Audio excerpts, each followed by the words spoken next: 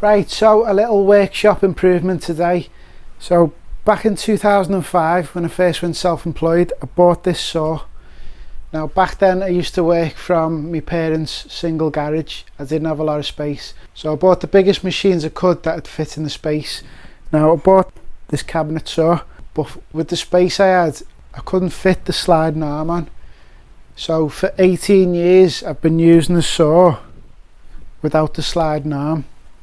So over the years I've made some of these, which are crosscut panels, but they've never been 100% accurate.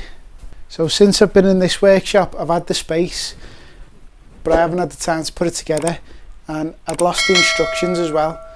But then a couple of weeks ago, a fella was selling one on eBay and he had the instructions, so I messaged him and asked him to take some photographs of the instructions, which kindly enough he did.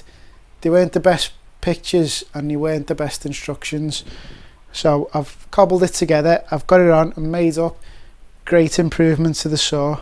At some time in the future I'd like to probably upgrade the saw to something really good with probably a scribing blade in it.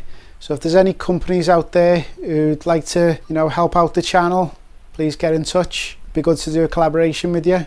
But for now I'm going to make do with this, and I'm made up with the sliding table, great for cross cutting.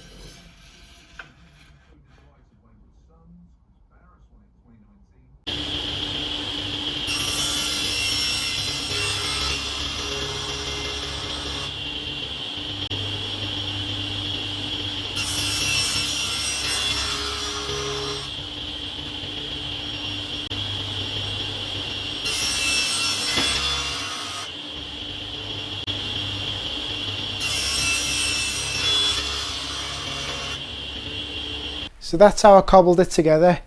I hope everything's right on it. I think it is. I've made a couple of little tweaks and improvements.